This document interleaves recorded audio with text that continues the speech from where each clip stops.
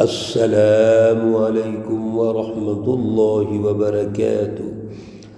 اعوذ باللہ من الشیطان الرجیم، بسم اللہ الرحمن الرحیم۔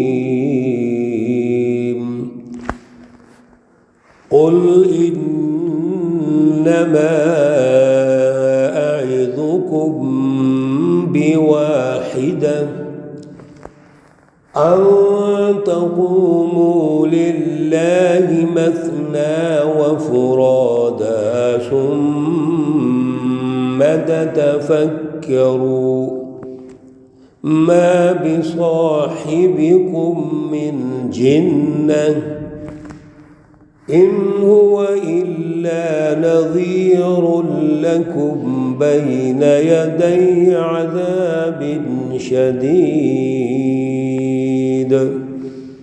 صدق الله العلي العظيم۔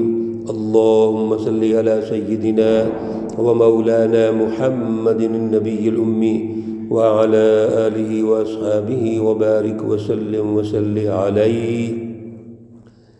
معزز سامعین و سامعات، آج سورۃ سبا کا آخری رکوع ہم شروع کر رہے ہیں۔ آیات مقدسہ نمبر 46 تا 49 ہیں، پارہ نمبر 22 ہے۔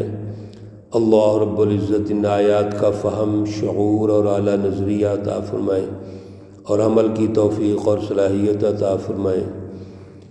گزشتہ درس میں حزب الشیطان کی جو سوچ اور رسول اللہ صلی اللہ علیہ وسلم پر مختلف طریقوں سے الزامات لگائے گئے، آپ کو پریشان کیا گیا، ایک طرف اللہ نے وہ پیش کیا، ہمیں سمجھایا، دوسری طرف رسول اللہ صلی اللہ علیہ وسلم کو ہر اعتبار سے پاک اور صاف پیش کیا کہ آپ کے بارے میں جتنے الزامات ہیں وہ درست نہیں ہیں۔ اصل میں یہ قوم ہٹ درم اور ضدی ہے۔ مکہ المکرمہ کے ظالم کفار اور مشرقین وہ اصل میں رسول اللہ صلی اللہ علیہ وسلم کو تسلیم نہیں کرنا چاہتے۔ جب تسلیم نہیں کرنا چاہتے تو باقی سارے جتنے بھی ان کے الزامات ہیں وہ فرسودہ ہیں۔ جس سوچ کے تحت یہ الزامات لگا رہے ہیں وہ بڑی پست سوچ ہے، فرسودہ سوچ ہے۔ اللہ رب العزت آج کی آیات میں رسول اللہ صلی اللہ علیہ وسلم کے مشن کو بھی واضح کرتے ہیں اور اس پہ غور و فکر کی دعوت دیتے ہیں۔ قل، آپ فرما دیجئے، انما یقیناً اعظکم بواحدہ، میں تم ایک ہی نصیحت کرتا ہوں۔ یعنی ذرا توجہ کیجئے، رسول اللہ صلی اللہ علیہ وسلم کا انداز تکلم کہ میں تمہیں ایک نصیحت کرنا چاہتا ہوں۔ جیسے انسان گفتگو کر رہا ہو تو اس گفتگو میں کئی باتیں وہ کرتا ہے، لیکن وہ کہتا ہے کہ ایک بات یاد رکھنا، یعنی یہ ایک بات بہت اہم ہے۔ اسی طرح پیارے رسول اکرم صلی اللہ علیہ وسلم فرما رہے ہیں کہ میں بھی تمہیں ایک ہی بات کہنا چاہتا ہوں۔ وہ کیا ہے؟ ان تقوموا للہ، کہ آپ اللہ کے لیے کھڑے ہو جاؤ، اللہ کی پہچان پیدا کرو، اللہ رب العزت کی رضا حاصل کرو، اپنے دلوں میں اسی کا خوف پیدا کرو، تقوی پیدا کرو، اور پھر اللہ کی رٹ کو قائم کرو اپنے دماغوں پر، اپنے دلوں پر، اور پھر عملی جدوجہد کرو، اپنی سوسائٹی اور سماج میں اس کی رٹ قائم کرو۔ ان تقوموا للہ، اللہ ہی کے لیے کھڑے ہو جاؤ، مثنى وفرادا، دو دو اور ایک ایک، ثم تتفکروا، پھر غور و فکر کرو، اللہ کے لیے کھڑے ہو جاؤ، جو ہم نے مفہوم سمجھا، اور اکیلے کھڑے ہو جاؤ اور جماعت کی شکل میں کھڑے ہو جاؤ. دو سے مراد جماعت، یعنی اللہ کے لیے غور و فکر کرو، اکیلے بھی غور و فکر کرو، خلوت میں بیٹھ کے سوچ و بچار کرو، اور جماعت تیار کر کے جماعتی پلیٹ فارم پہ غور و فکر کرو کہ اللہ کی رٹ کو کیسے قائم کیا جائے. ما بصاحبکم من جنہ، آپ کا جو ساتھی ہے وہ پاگل نہیں ہے، وہ مجنون نہیں ہے، اور آپ کو پتہ نہیں کہ 40 سال آپ نے گزارے. میرے عزیزو، آج کے دور میں بھی اگر کسی کے بارے میں سچی معلومات لینی ہے تو کہتے ہیں جی یہ بچہ تو ہمارے سامنے جوان ہوا ہے، اس کا بچپن ہمارے سامنے گزرا، اس کی جوانی ہمارے سامنے گزری، اس کا لڑکپن ہمارے سامنے گزرا، جیسے ایک ماں باپ کے سامنے بچے ہوتے ہیں. تو یہ تو بچہ آج 40 سال کی عمر تک پہنچ گیا ہے، یہ پوری تاریخ ہے ہمارے سامنے، تو کتنا یہ مجنون اور پاگل اور دیوانہ تھا. استغفر اللہ. ایک وقت میں تم اپنی امانتیں اس کے پاس رکھتے ہو، اس کو اپنا بزرگ کہتے ہو، اور ایک وقت میں آ کر تم اس کو مجنون اور دیوانہ کہتے ہو. اللہ تعالیٰ نے تردید فرمائی کہ یہ کوئی پاگل یا مجنون دیوانہ نہیں ہے، ان ہوا الا نذیر لکم، اور بے وقوفو جاہلو، یہ تو آپ کو ڈرانا چاہتا ہے اور ڈرا کر اللہ رب العزت کے قریب کرنا چاہتا ہے. یہ تو وہ باؤنڈریز سمجھانے آیا ہے کہ یہ مثبت چیزیں ہیں ان کو اختیار کر لو، یہ منفی چیزیں ہیں ان کو چھوڑ دو. یہ اللہ کا حکم ہے، اس کو اختیار کرو گے دنیا اور آخرت میں کامیاب ہو جاؤ گے. اللہ نے اس سے منع کیا ہے، رک جاؤ گے دنیا اور آخرت میں کامیابی، اور اگر نہیں رکو گے تو نقصان ہے. اور آپ کو اس عذاب کے بارے میں ڈراتا ہے جو تمہیں آ کے رہنا ہے، بڑی آفت سے تمہیں بچاتا ہے. قل کہہ دیجئے ما سألتکم من اجر فہو لکم. عام طور پر انسان کو بھوک ہوتی ہے عہدے کی، دولت کی، لالچ ہوتا ہے رتبے کا، حب جا حب مال. یہ دو وہ بیماریاں ہیں جو حکمرانوں میں ہوتی ہیں یا تحریکات میں ہوتی ہیں. تو آپ صلی اللہ علیہ وسلم تو آپ کے سامنے ہیں، ان کے اندر کوئی ایسا لالچ نہیں ہے، کوئی خود غرضی نہیں ہے، کوئی مفاد پرستی نہیں ہے. ان 40 سالہ زندگی میں آپ نے کبھی ایک لمحے کے لیے لالچ نہیں کیا، کوئی عہدے کا لالچ، رتبے کا لالچ، مال و دولت کچھ بھی نہیں ہے. اور یہاں پہ اللہ رب العزت نے خود رہنمائی ارشاد فرما دی کہ آپ کہہ دیجئے کہ میں آپ سے کوئی اجر نہیں مانگتا، اور اگر مانگتا ہوں تو رکھ لو اپنے پاس، مجھے تو کوئی آپ سے مطالبہ نہیں ہے.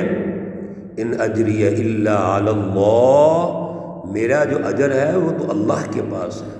وَهُوَ عَلَى كُلِّ شَيْءٍ شَهِيدٌ، اور ہر چیز اللہ کے سامنے ہے، اللہ اس کو دیکھ رہے ہیں، نگہبان ہے اس کے. قل، فرما دیجئے، ان ربی یقذف بالحق، اللہ رب العزت نے عملاً پریکٹیکل شکل بتا دی کہ میرا رب جو ہے، آپ ان سے کہہ دیجئے کہ میرا رب جو ہے وہ حق کو غالب کرنا چاہتا ہے، حق کو باطل پر غالب کرنا چاہتا ہے، حق کو پھینکتا ہے باطل پر. یعنی اللہ چاہتے ہیں کہ عملاً ایک سسٹم قائم ہو جائے جس سسٹم میں اللہ کی رٹ ہو، وہ سیاسی نظام، معاشی نظام اللہ کے تابع ہو. اور جب اللہ کے تابع ہوگا تو پھر جو معاشرہ تشکیل پائے گا وہ بھی اللہ کے تابع ہوگا. وہ ہے عدل کا نظام، علام الغیوب. اللہ رب العزت ہر پوشیدہ چیز کو، چھپی ہوئی چیز کو جاننے والے ہیں. پیچھے بھی آیت مبارکہ میں گزرا تھا سورہ مقدسہ کے شروع میں، وَمَا يَعْزُبُ عَنْهُ مِثْقَالُ ذَرَّةٍ فِي الْأَرْضِ وَلَا فِي السَّمَاءِ. ایک ذرہ بھی ایسا نہیں ہے جو اللہ سے اوجل ہو. اور یہاں بھی فرما دیا علام الغیوب، یہ اس میں مبالغہ ہے، اللہ ہر پوشیدہ چیز کو جاننے والے.